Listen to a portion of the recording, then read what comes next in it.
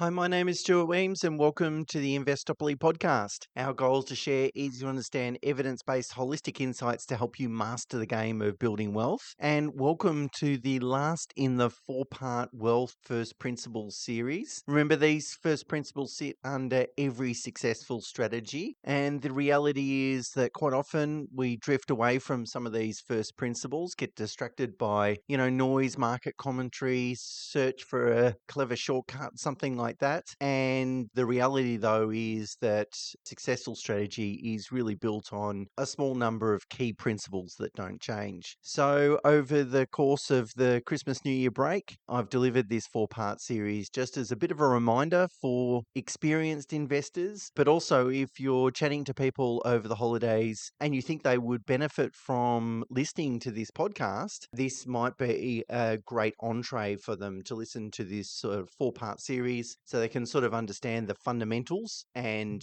hopefully if they enjoy it, they'll keep listening to the podcast and it's a good way to help them. So if you know of anyone like that, please do share the series and hopefully they'll get a lot of value from it. Okay, so let's talk about today's episode then, or today's topic, which is really around cash flow and debt management, which is really the engine of any successful wealth strategy. Now, when people start thinking about building wealth, they naturally turn to, what should I invest in? Should I invest in shares or property? Should I borrow? How much should I borrow? Is now the right time to buy? Where do I buy the property? Which ETF do I use? These sorts of questions, of course. But the most important contributor to success isn't really investment selection or returns. It's really about cash flow management, and also interrelated with that is debt management. The amount of money you earn, spend and save and how you structure your debt will have a far greater impact on your long-term position than really any single other thing. Because of course, if you don't have any money to invest, it's very difficult, no surplus cash flow. It's very difficult to obviously build wealth out of thin air. And of course, in the earlier years, your ability to save and make contributions towards your investment strategy has the greatest impact on your overall wealth, because compounding only becomes powerful when it has meaningful capital behind it. And without that surplus cash flow, there's really nothing to compound, of course. And that's why there's a lot of high income earners out there that are relatively disappointed about their progress. One of the challenges they're battling against is lifestyle inflation. That their lifestyle or cost of living increases at the same rate as their income does, and they don't necessarily have any more investable surplus cash flow. But if you establish a cash flow management system, and I like the word system because it means that it doesn't require any of your effort. It's a system that is in place that automatically manages your cash flow, which I'm going to talk about today. And having this system in place gives you a bit of discipline around spending patterns and spending decisions. And if you're able to build these foundations into your investment strategy earlier on, it will help you throughout the rest of your life. And without good cash flow disciplines and a good system, it's always going to be a struggle to build the level of wealth that you're aiming for. And building wealth isn't the result of, one or two grand decisions. It's really the accumulation of many small decisions that have been sensibly chosen and that have been consistently implemented over time. So, when we're focused on cash flow, of course, reducing our interest rate, so refinancing, finding a lower rate, maybe saving 0.5%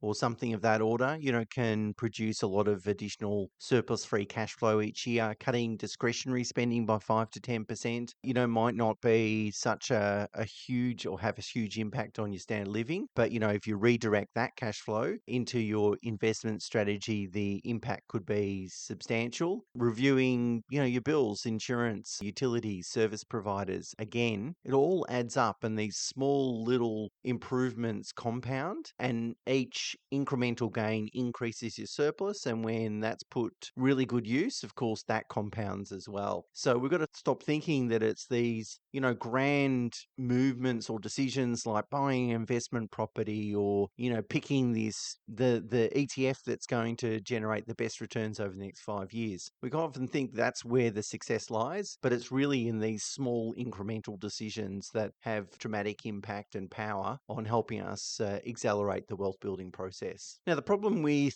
cash flow management is lack of visibility. The issue is that we spend money on literally hundreds of different items each month, and it's difficult to conceptualize. We're not very good at sort of conceptualizing those figures and working out, well, where is it all going and what does it all add up to? And, you can't manage what you don't measure. And the problem is, and I see it all the time, people where I ask, how much do you spend on general living expenses? So, everything except mortgage repayments and investment expenses and so forth. Most people can't tell you. And if they took a guess, they're going to be materially wrong. And that could be they overestimate or underestimate what they're spending. So it's not always underestimating. But the thing is, they just don't have an idea. And it's a terrible thing, really, because as I said, it's the foundation of wealth accumulation. And it is a very important process. Now, the challenge, though, is that you want a sustainable system for cash flow management. So you don't want to have to record every transaction. You don't want to have to sit there allocating on an app or something, where you spent your money last week. That's laborious. Now,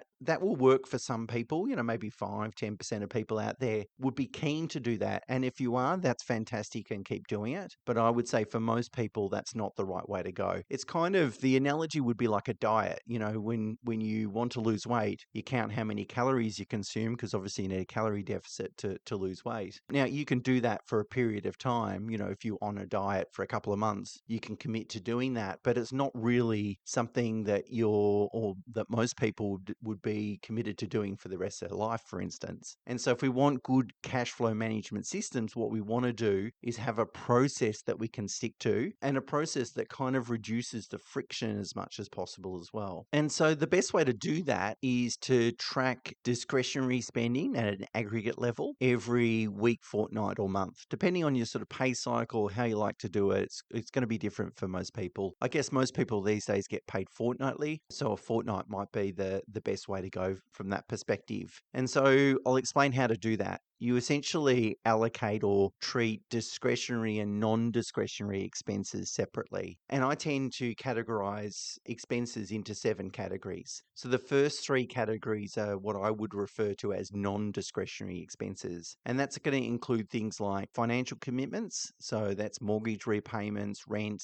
car finance, child support, any sort of obligations like that. Second is utilities and bills. So electricity, gas, water, internet, phone, rates, those sorts of things. And then an insurance, of course. And then third is health and education. So school fees, childcare, medical expenses, health insurance, those sorts of things. Those 3 categories are what called discretionary expenses. And we don't need to worry about them too much because they're not discretionary. You can't really overspend in these categories. Now, of course, you want to, review your electricity bill every year in terms of how much you're paying and shop it around. Same with your mortgage. Speak to your mortgage broker every 6-12 months. Make sure the interest rate is good. But, and most people are quite diligent on these things because, power is power. It doesn't matter. It's really about price. It's not really, there's no product features in there. So most people are keen to pay the absolute lowest necessary in order, all these categories. So it's hard to overspend. It's really just every year, I guess, running the ruler over some of these expenses and making sure you're getting the best deal for your situation. But the category we really want to focus on is discretionary expenses, because these can be more variable, and this is where you're going to bleed in terms of spending. And I allocate, discretionary expenses into 4 categories. So shopping and transport. So that's, food. So getting groceries, petrol, clothing, grooming, haircuts, these public transport, these sorts of things are in the sort of shopping and transport category. Next one is entertainment. So that's, holidays, eating out, coffees, takeaway coffees, gifts, movies, social activity, really anything that's fun. The third category is cash. So ATM withdrawals. Be careful with ATM withdrawals. Most people in Australia now don't use cash to pay for expenses. And that's kind of good because it's easier to track, and it helps us manage our cash flow better. So if you do use a lot of cash, try to avoid doing so. But of course, some cash is necessary sometimes. So that's that third category. And the fourth category is really really just an other category. So anything else that doesn't fit in any of those other categories, will go into that. Now, like I said, you don't want to track every single expense, and you don't even want to track it in each of those 7 categories either. That's not necessary. I mean, it might be necessary if you really want to drill down and work out where is the money going and find some savings. Yes, then drilling down into those 7 categories is good, but we really just care about discretionary and non-discretionary expenses. And we do that by having a cash flow management system. And the cash flow management system is having 2 separate accounts. So you've got one account that receives all your income and pays for all those non-discretionary expenses, all the bills, that sort of stuff. We don't need to worry about that. And then what happens, and loan repayments, all those sorts of things. And then what happens, and that typically is your offset account also, because that's the one that's going to hold the most amount of money. And then what happens every pay cycle, so whether that's weekly, fortnightly, or monthly, or however you want to do it, you transfer a set amount into a separate transactional account. And that account is used to pay for all all discretionary expenses. So for instance, every week you might transfer $2,000 into that account, and then if you're halfway through the week and there's not much money left, you've overspent that week. Although if you're towards the end of the week and you've still got a lot of money left in that account, you're well in front. But it allows us then to, I guess, limit the amount of discretionary spending or put a limit on it without necessarily a hard cap. And so it makes those good behaviors automatic and makes the poor behaviors a little bit more difficult, because there's going to be some periods of weeks, fortnights, months that you do spend more than you anticipate. And sometimes it's because things are just out of your control, circumstantial, and that's fine. But as long as it's not every single week or every single fortnight, you can allow a little bit of room for error here. But of course, if you do spend a little bit more, you then have to transfer more money into that discretionary account, and that's going to feel bad. It's going to feel that you don't want to do that every single time, of course. Now, if you use credit cards, the same principle applies. So you could either have separate credit cards. If you've got more than one card, you can use one for discretionary and then one for non-discretionary expenses. If you only have one card, what you can do is immediately repay any non-discretionary transactions from your offset account, so that the running balance only includes discretionary amounts. So there's a little bit of flexibility there in terms of how you want to set that up with credit cards. And so this strategy works, and it's across the board, it's been the best sort of cash flow management system that my clients have used, and it works for 3 main reasons. It creates a natural spending limit. As I said, if the discretionary account is empty and you're contemplating going out for dinner, it's going to be a relatively easy decision, I guess, that you're gonna eat at home tonight because you've spent too much money. And so there's no need to sort of willpower, or you don't have to sit there adding up all these transactions. Second, it makes it really simple. You know exactly where you are during the period, because by the amount that's in your account. And so it's easy to course correct. If you find you are spending too much, it's easy to start to adjust those behaviors. And finally, it does reduce unconscious spending. And that's the issue, right? Is being unconscious about lots of different items. And we think, oh, there's only like $5 for a coffee or whatever it is. It's not that big a deal, but it is a big deal if that happens 100 times a year, for instance. That money could go towards making additional super contributions, for instance. And so what will happen once you put this structure in place is you'll naturally start to be a bit more conscious about your spending, and you'll start to cut back a little bit. And quite often you'll cut back on the things that aren't really adding a lot to your standard of living. So to my mind, they're kind of wasteful expenses, because if I'm not going to miss them, then I'm kind of wasting my money because it's not giving me a lot of reward for effort. The best example of conscious spending typically is holidays. We think quite deeply about holidays. When will we go? Where will we go? How long will we stay? How much are we going to spend on accommodation? How are we going to get there? What are we going to do when we're there? All those sorts of decisions, and we get a high bang for buck. We get a lot of utility and satisfaction, happiness from holidays typically. So there's a good sort of, reward, I guess, for the amount of money that you're spending. Now, if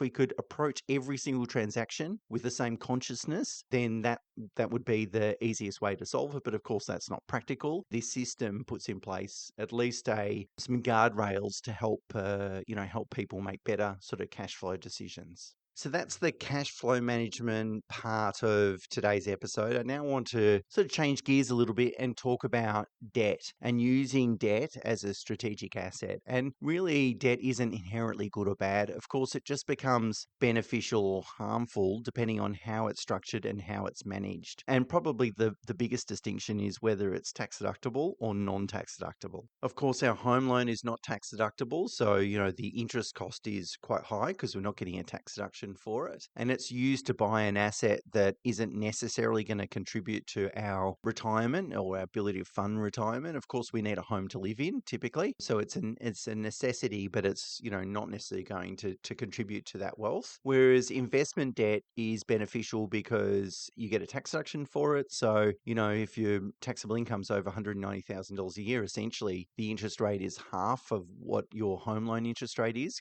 because you get that deduction for it. And quite often we're buying assets that are hopefully accumulating a lot of compounding growth, capital growth, or will accumulate a lot of compounding capital growth. And they're going directly towards, funding your future retirement. And managing debt involves, maintaining flexibility through features like offset accounts. So using offset accounts that are attached to the home loan, choosing the appropriate repayment type. So again, you'd have your home loan on principal interest and your investment loans typically on interest only. Avoiding any unnecessary complexity. So keep your account structure as simple as possible by combining accounts if they relate to the one investment. But of course, you still need to keep a split between deductible and non-deductible, and then also split out loan accounts based on the assets owned as well. So, hopefully you've got, all the debt that relates to investment property number one in one account, and then all the debt that relates to investment property number two in a separate mortgage account again, and maintaining sufficient liquidity. So, always making sure we've got buffers in place, both in terms of via redraw, so access to additional credit should we need it, and also cash buffers, again, in the offset account. And that also provides for, situations when interest rates are a little bit higher. So your ability to accumulate or add to that buffer is enhanced when interest rates are below average. They're sort of at average levels at the moment. So, those buffers should be pretty healthy. But when the interest rates are higher, it's okay that, if you need to eat into those buffers, interest rates aren't going to stay elevated forever. And those buffers should be sizable enough to help you sort of go through that period or weather that period. Now, I haven't spoken much about debt recycling in this podcast before, but essentially it's about recycling non-tax deductible debt, so your home loan, into being tax deductible debt, whilst keeping your overall debt exposure the same. So it's not magically making that debt go away, it's really just recycling. And the way that it works is that when you repay or pay down the principal on your home loan, you create some equity in your property, of course, because you owe less. And then you can borrow against that equity and use it for investment purposes. So in practice, how it would work is you would put all your surplus cash flow towards repaying your home loan. And then if you wanted to do some regular share investing, you would borrow to fund that regular share investing. And so let's assume over and above the interest cost on the home loan, we had $50,000 a year of surplus cash flow. Well, we could, for instance, put say 30,000 into the home and use 20,000 of cash to invest in the share market. But with debt recycling, what you would do is put the 50,000 into the home loan, so the loan balance actually reduces by 50,000, and then you would have a completely separate investment loan, which you would draw $20,000 out each year and you do that monthly, I would argue, and to fund your regular share investing. So what's happening then is that your overall debt isn't really changing that much. You might put 50,000 into the home loan and actually redraw 50,000 from the investment loan. And in that situation, your debt's not changing, but you are accelerating the repayment of your home loan as fast as possible. And essentially, once you've been doing that for a number of years, you'll end up with the same debt, but it's now tax deductible because it's used to purchase investment assets. And debt recycling can be a really good strategy for people that don't have a lot of additional capacity, both borrowing capacity or capacity to be able to service additional debt. So they can't necessarily go out and afford to buy an investment property, but what they could do, and they're keen to get rid of their home loan. A lot of people are really focused on repaying their home loan, and it should be a priority. I'm not sure in every instance it should be the highest priority, but certainly a high priority. So I get that, but debt recycling can suit people like that. But of course, you've got to be really disciplined around with cash flow. If you're going to commit to repaying that certain amount and you're committed to actually redrawing for investment purposes on the assumption that you're repaying your home loan, well, you want to make sure that that's exactly what's happening. And the best way to be successful is really to automate as much as possible. And so you don't need to rely on your own sort of discipline. It just automatically happens. So automatically transferring from your non-discretionary account into your discretionary account every week, fortnight, or month.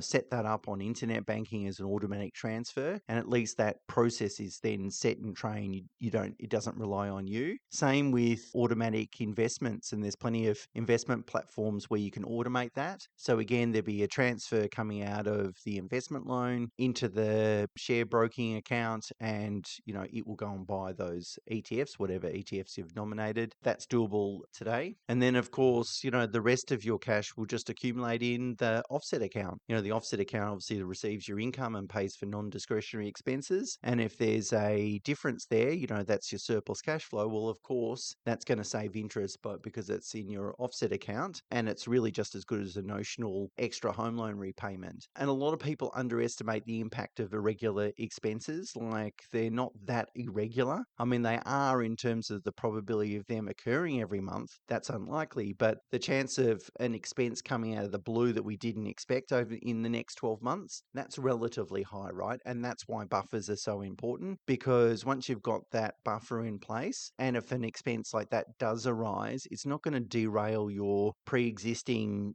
decisions around making regular investments and how much you're spending and so forth. You can stay the course because, okay, it's going to eat into your buffer, but that's exactly why it's there. Now, I just wanted to quickly talk about 4 behavioural traps that sabotage progress. And if we can be more mindful or aware of them, I think it'll help us kind of avoid them. So I've spoken about lifestyle inflation. That's where your spending increases by the same rate as your income. And, that spending doesn't necessarily provide sustained happiness either. That there's a lot of studies around we get a lot of happiness from experiences rather than stuff. So it's something to really think about. The best way to deal with lifestyle inflation is really just to make a decision around that bonus or the pay increase before you get it. So, for example, you might say in 2026, if I get a pay rise, I'm going to put 70% of it towards investing, and I'm going to increase my spending by only 30% of that pay rise. But make the decision before the pay rise happens. Make that commitment to yourself, and you're more likely then to follow through. Anchoring is another one. Like, as I said at the beginning, people wildly underestimate or overestimate how much they spend. They have no idea, and it's really throwing a dart at a dartboard in terms of getting that right number. So, and that's a problem too, right? Because the number is almost always different. So having a clear idea on what those discretionary spending amount looks like, is it $2,000 a week? Is it $1,000? Is it $10,000? Who knows? But you need to know, and that's key. So anchoring yourself to some false idea of some false estimate of what you're spending is a really big trap. A high income is a false sense of security as well. And there's really no level of income, almost no level of income, where cash flow management no longer is important. So even people with 7-figure incomes, it's still really important to monitor cash flow. And sometimes people think, oh, look, I've got a 7-figure income, and I don't live a really lavish lifestyle, so it's not that big a deal. I don't need to do it. Income will leak, expenses will leak on lots of different things that you don't really care about if left unchecked. And finally, as I just spoke about as well, underestimating irregular expenses. So again, these irregular expenses are going to come up. They're going to arise. You're going to have an irregular expense probably in the next 12 months. Make sure you just build your plan around that. So then let's just summarize the clear, repeatable, evidence-based operating system for managing your cash flow and debt. First step is set a savings target. Pay yourself first, invest first, and then spend what is left over. So that's step one. Step two is use the two-account banking structure to automatically measure discretionary spending. Number three, reduce non-tax deductible debt as a priority unless there's the amounts immaterial. So at some point, the home loan's not going to be that much of an issue or a priority, and maybe building or investing in growth assets becomes a higher priority. If you dislike debt or you have limited borrowing capacity, consider doing the debt recycling, because as I said, it's not going to increase your overall debt, just changes the nature of it. Automate regular investing as much as possible so that to reduce the friction, doesn't rely on effort from you. Maintain adequate buffers to ensure that those unforeseen expenses aren't going to derail you. And finally, review it every year, at least probably every 12 to 18 months. Have a look at your income and expenses and consider making adjustments if your circumstances change. Like I said at the beginning of today's episode, investments do matter, of course, and it's something I talk a lot about. We talk about a lot about investing in this podcast, but they only matter to the extent that you've got some cash to invest. And that's why cash flow management and debt management are critical, because they determine how much you've got to invest. And I think this system is really simple and elegant. It doesn't necessarily deprive you. You don't have to make some massive changes. You don't have to run complex or time-consuming spreadsheets or anything like that. It just requires awareness, structure, and consistency. You don't need luck. You just need a really, really good process. Okay, I hope you've enjoyed the 4-part Wealth First Principles series. As I said at the beginning, please share it to anyone might benefit from listening. And next week, we'll be back to my regular episodes. And until next week, bye for now. Before we wrap up, I've got a quick request. Apple and Spotify decide whether this show reaches you, and I never want to lose that connection. Email is the only channel I truly own. If you're comfortable, please leave me your email. I will not spam you. Each Wednesday, I'll send you one email with an update of new blogs, episodes, presentations, and videos that I've published. All content. Just visit investopoly.com.au/email to subscribe. Thanks a lot.